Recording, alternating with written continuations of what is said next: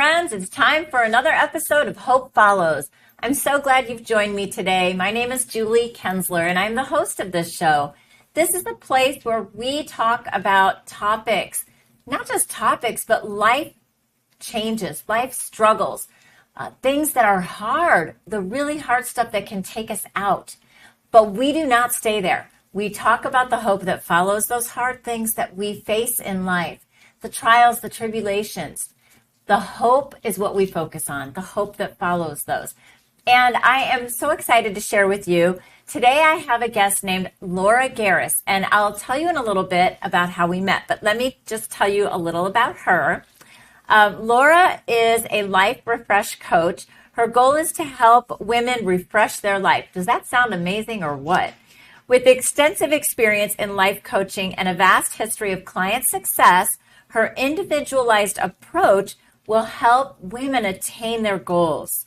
She's professionally trained and experienced as a life coach and has the tools and understanding to help women create the life they imagine and get a renewed sense of self.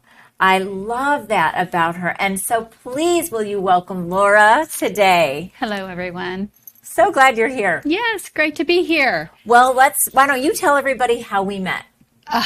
We met through Michelle Faust and this wonderful, the lemonade stand, how to take your lemons in life and make lemonade. Yes. And when I heard there was an opportunity to share my lemon story, I said, it's time. I've got to do this. I want to be vulnerable with the world, share what happened, in particular in 2020, and how that really fueled me to where I am today. Absolutely. And this book is available anywhere, online, bookstores. Yeah. But there is Michelle, the brains behind it, the publisher. She's amazing. And I'll have her on Hope Follows soon. Yeah. But she has book 1, 2, and now 3. So we will be in 3. Yes. So together. We actually have chapters and we are contributing authors and excited about that. Yeah. And it's going to be out in March of 2023. So this is a little, preview of what's going to come. If you're really looking for encouragement, these 10 authors have incredible stories, and my story is just one, and I'm happy to share it with you today. And we're going to talk a little bit about our story today. We don't want to go into all the details because you need to get the book to hear all the details. Absolutely. Okay. Well, what is a life refresh coach? Is that your own name, or did you find it? That is my own brand, and I'm excited about that. So I coach women to refresh their voice, energy, and inner sovereignty. And there you go. That's a mouthful. It is. But I love it. It's beautiful. Coming alongside them with encouragement, accountability, and tools. Most women, if you're taking care of your kids, you've been working hard, perhaps you're part of the great resignation like I was, and you're like, something's got to give. I know I need to be more in alignment with my divine intention, with these gifts and talents God has put in my heart, but we put everybody else first. And as we get older, we go, I've got to stop. I've got to stop and refresh. I've got to come back to that stillness, get some new habits in place, recharge what my passion is that God has put in my heart. And so I can go out and share that with the world. How old were you when you realized it was time to refresh your life? I'd say in 2020 was a big turning point towards the end of the year. And that's why this book is so special. Okay. So at that point, you don't have to say your age, but you are a mom of teenagers. Yes. Okay. And midlife. Not midlife, right? Getting into midlife. But yes, exactly. You're still younger. Yes. But could any age woman absolutely face a moment where they could, it's never too late to find that dream again, 18, 20, 25, any age, 70? Yes. Can you talk on that just a brief bit about how, whatever the age? Whatever the age is, most of us think that we can do it by ourselves. The truth is, we usually need somebody to walk alongside us, to be not only encouraging, but accountable so that we actually do it, because it's that motivation to use that ability. Those God-given talents and gifts we've got, we buried them usually. And it's How do we bury them? With thoughts like, I'm not good enough. I'm not worthy. I don't want to be seen. I'm going to just keep my voice muted. You know, somebody's more experienced. I don't have the credentials. How many times have you had to do that? Sure. Has anybody heard of Gideon in the Bible? You know, God will clear a way and he will lift you up. He will provide you the resources. You have the talents in your heart to follow those dreams that only God put in your heart. So use this one incredible life to just shine and make the world a better place for everybody. I love that. Well, I'm excited for you in this new chapter of your life. Yes. And her website is down below on the screen. So please go check it out. I know she's adding things to it and really just tweaking it to be there for you. So when you're interested in having Laura be your coach and you want your life to be refreshed, don't hesitate. Yes. And I always feel like a lot of people get hung up on the money. Yes. Spending money on counseling, coaching, bettering your skills, whatever it is. When my husband was in his 50s having to get a new career, new job, he put some money and effort into an online training tool. It made a huge difference. So what would you say to people about the concern of the money, the time? Invest in yourself. Use that. Take a course, do a program. If you work with me for a 12-week course, that we can do that. If you do not feel that you have taken the steps or that you're refreshed, the money comes back. So wow. And trust yourself. If the Spirit is leading you to edge it out, don't self-sabotage yourself. Open up. I hear in your heart, Laura, you want people to succeed. Yes. You want your clients to succeed, and that matters to you more than anything. It does. Absolutely. We need each of you. We need those gifts. That is a sign of an authentic coach, and you're going to be successful. And I'm feeling very emotional because I'm really happy for you. Yeah. I might be one of your first clients. Very good. Okay. And let's go ahead and talk about this Lemonade book and your lemon story, because it is, I don't even know the words to describe it, because there's emotions, there's hard stuff, and then it's so unique, and then there's so many cool things that came out of it. What words do you describe? A story of true lamentation. And I had studied the Psalms so much and heard David lamenting, and I'm like, I guess that's some sadness. But if you've ever had that year that things just spiral, and they spiral deep, and what seems to be kind of dark or overwhelming, and then at some point you just surrender it all. Maybe you think, I'm God's in control, but then there's certain years where you're like, God, I give it to you. And the only way I can get through this year is you take my hand, you carry me, and I just surrender it all to you. And that was a year, and that was the point. And then I just held on to hope, and I held on to that love, and I made choices of hope. And every day, I'm like, I'm going to bring hope and celebration, every possible way I could. And I'm excited to get towards the conclusion of her story, because it's really cool. Okay, so stay with us, everybody. Well, then, can you briefly tell us, in 2020, obviously that was the COVID year. Already everybody is dealing with that. Correct. But what were some of the very difficult things that you went through that year? So one of the things that started was right before COVID, my son, who he got a concussion. He was a big baseball player, so that cut short whatever baseball it had, and it really sent him into a depression. COVID affected both of my children very hard, in isolation and depression, as so many of those teenagers throughout. My neighbor, a beloved neighbor for over 20 years, a father of 3 grown boys and grandfather, committed suicide with his wife and son in the home, and the traumaticness of that right in the height of lockdowns. And I was in Seattle, Washington, which was very locked down, very tight. Thinking it was a good idea to get away into the mountains, I went to beautiful Leavenworth, Washington, and at 6,000 feet tripped and broke my ankle and my leg, my tibia, my fibia, having to be rescued down, and the trauma of surgery and not moving, and still, again, being still. Being still and know that I am God was a big verse that I held on to. Etched in your brain and your heart, everywhere. How I had to deal with that for my own emotional well-being and the care of that. Taking care of your family still. And knowing my family had no more emotional bandwidth left. And I don't know how your families were, but we were all doing the best we could in the middle of that. My daughter had a chance to go back to the East Coast and spend some time with her grandmother, which was wonderful. My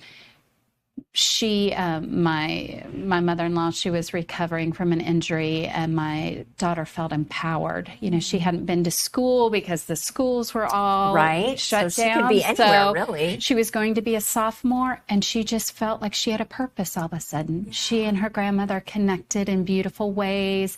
She was able to go on school online, and she gave me a call and said, "Mom, I'm not coming back to Seattle." And it was heart-wrenching. Sure. My daughter turned 16 that September. So I had all these plans in my mind on how my daughter and I in high school and being there, and, you know, my precious angel girl, as I would call her. She almost went from 16 to like 20. 25. Just with being like such a huge decision to be there, to want to take care of. Yeah, to be a companion. Of course, my mother-in-law was there, was fine, right? And, you know, but could just to heal. be there and live with her, and what a beautiful relationship. Yes, the wisdom that they shared, and that they were always laughing, and you know, they loved to be silly and watch old I Love Lucy reruns and dance to Elvis. And during the earlier part of COVID, to see my daughter locked down in her room with migraines and depression was horrible. And today, though, she's thriving. How is she today? She's thriving. Yes. She's thriving, and it was wonderful. And matter of fact, I'm going to be seeing her. She's going to be coming back to Seattle for the summer, and so I will get to see her. So I'm looking forward to that. No, it's far when our kids travel. I'm going to be dealing with that this summer. Actually, my daughter's moving a long distance away, so that is hard. Yeah. On top of other things that get taken away from us. So I shed a lot of tears. Sure. It was hard. It was not an easy thing. And then I had a second surgery on my leg. I was a co-director at a private Christian school.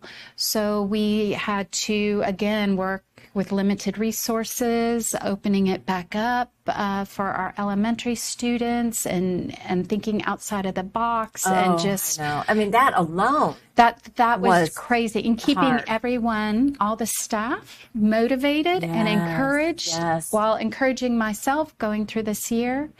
And then I got a call from my best friend who her disease had progressed, her terminal disease, and she lost her battle and died the first part of October. And that was of 2020. And that was of 2020. And it broke me. And we had been so close, and she had been my rock through this. And she died in the hospital holding her husband's hand. It's hard. And it is hard. And it was a good life. Yeah. But those holes, you just go, okay, God, what next? So, right. Anyway, she was very, very special. In those moments. Yeah. I mean, it's I don't know. It was like February, March when 2020, the hard stuff with closing everything started. And so you're probably getting to October and you're thinking, okay, I'm recovering from this. Yes. I had my second surgery and we're getting somewhere. Yes. And then to have that laid down again with your friend. And so how do you pick yourself up? Yeah. When it's like you feel like you're getting beat up over and over. And you've got to try to keep your family together too. And your career, right? And your career, right. And healing physically of a physical thing. Wow. Boy, you need the Word of God, and I have a wonderful support group. I call it the Sisterhood. It was from a Bible study of moms that had younger kids together, and we've been meeting for well over 10, 12 years. Wow. And they came around and prayed with me and were there. They're the type that you can just send a text like, I just need prayer now, and they'd be there. They'd come with chocolate and magazines and laugh. They'd come and sit by my side of my bed when I couldn't move or walk with my leg. They arranged meals for my family. So in our life like that. Don't be too proud to ask for help. People want to pray for you. Yes. They want to come and sit with you. They want to encourage you. On those times that are there. And I didn't realize how much I needed to receive that. I was very comfortable giving encouragement. Mm-hmm. Yes. And so that, again, God uses that broken heart, that rawness, and let people in. And it just strengthened my bond with all those ladies. So they were a big part. So my church was very important. They don't know unless we tell people how hard it is for us. I remember when losing my sister Tammy and just receiving anybody who wanted to come and support me and love on me, just receiving it and not apologizing, not feeling bad, for taking your time away from your family to spend with me, but just taking it in and being grateful. Yes, so grateful. Because there's a day then we will love on them in their time of need. Yes. And we talk about community. And on a recent episode with Larica Daniels, we talked about community and how important that is. And she talks about just having people to pray you through things. Yes. But I mean, here, not only praying you through things, but just bringing you food, sitting with you and just loving you during that time. Yes. That was a very important piece. Very good. Let's get into some idea you had during 2020 at the end towards, having this loss. And then how did you get from that to this RV trip idea? Yes. So my husband and I had accepted that my daughter would be moving to South Carolina. Okay. However, there was one little thing. She had to come back and finish her driver's ed because of COVID had split it in half. Right. So you have to get the drives in. Okay. There was no way around that. Right. So she was so far along and the money and everything. So I had this chance. So we knew we were all going to go back to South Carolina for Christmas and just celebrate. And it was going to be wonderful. It would be kind of our last time together as a family. And I just sat with that. And I thought, do I just want to put my daughter on an airplane and just kind of send her off like, this is it, goodbye? Do I want to maybe just do something really creative and fun and let God's miracles just pop up? And I'm like, I'm doing it. This is the year. I'm going to speak my voice, speak my truth. Let's do both. Yes, so I love this. We have a 35-foot RV. And I said, honey, talking to my husband, what if I get 2 additional weeks off from work because I already had gotten 2 weeks off for Christmas with the school. And he works from home. So let's take the RV and drive to South Carolina. From Seattle? From Seattle. So that's straight down Oregon, California. Then take a left and go all the way to the Atlantic Ocean, like 3,500 miles. Go straight. With 2 dogs. Two German Shepherds, Oh, not little dogs. No, two big dogs too. So we're going to go.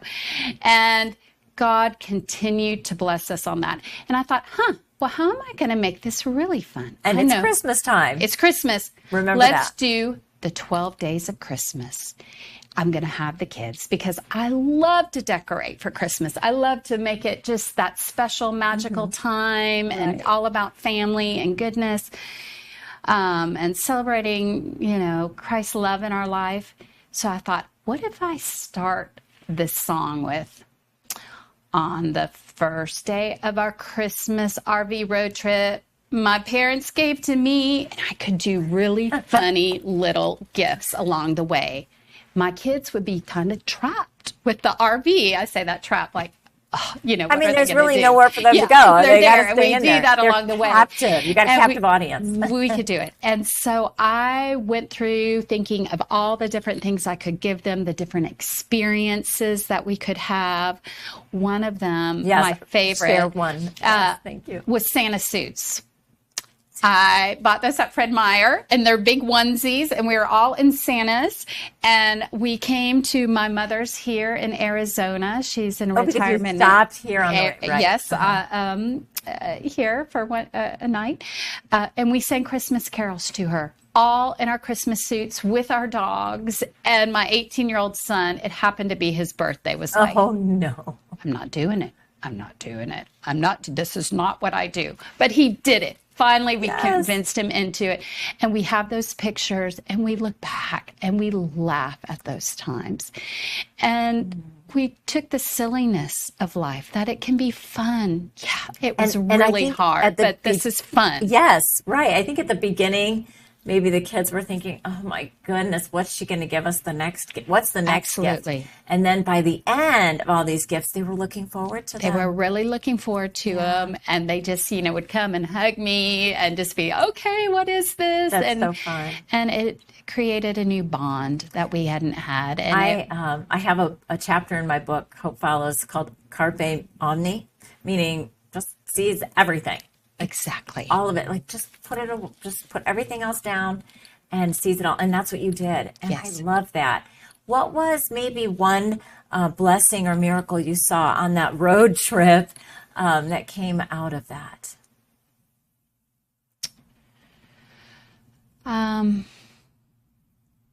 Just a small or big? I think that the time with my children, it was a rite of passage.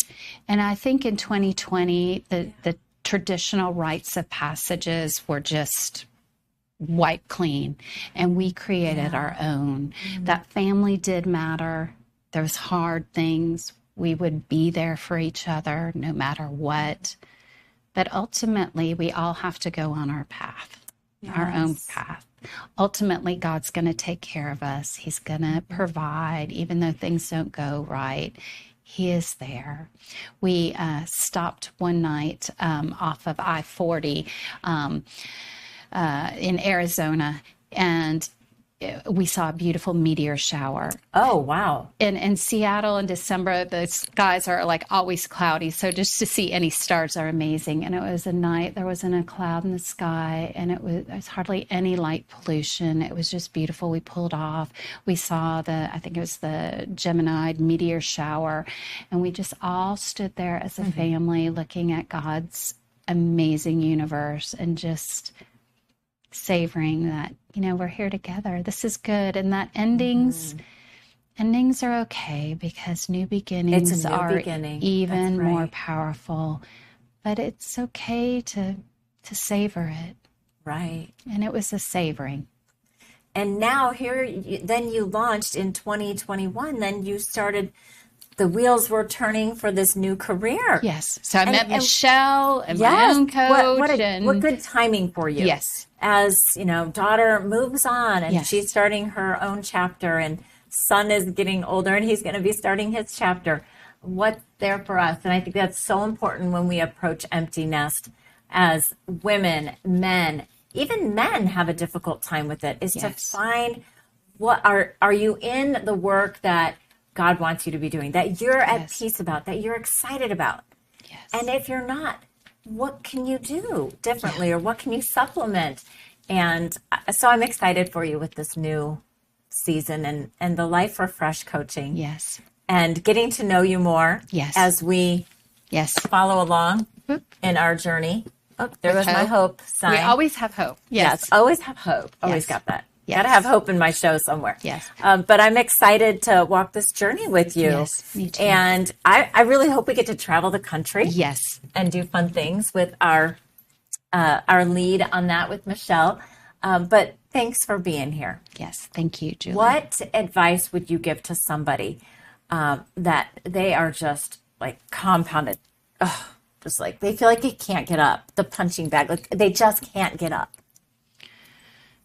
Take a deep breath and know God's got you, and believe it in your heart and look for signs of his miracles and his love, because that is going to lead to another sign and another miracle.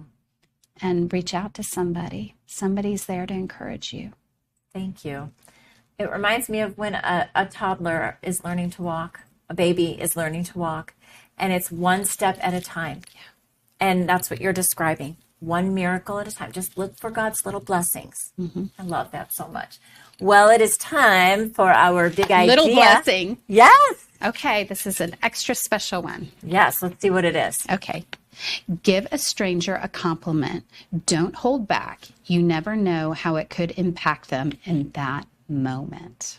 Oh, this is one from my heart. I love that. I love that. And like instantly I thought of somebody who I think I was at a store and they were just really not in a good mood. It must have been the clerk at the store. And I just kept saying really nice things. I didn't just say one compliment. I just kept saying really nice things. And by the end, she actually was a little friendlier and smiled. But who knows what she was probably going through and dealing with. So where do you think you could give a stranger a compliment? Well, being very real, coming here, I got pulled over.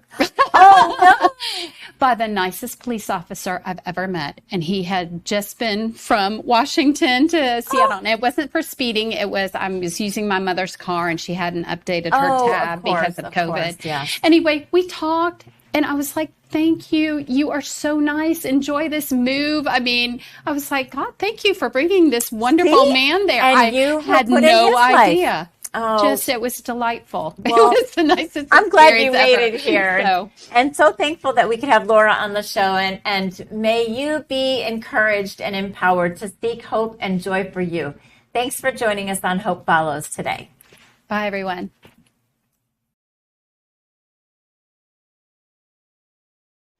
The preceding program was brought to you by the Holy Spirit Broadcasting Network, HSBN Television.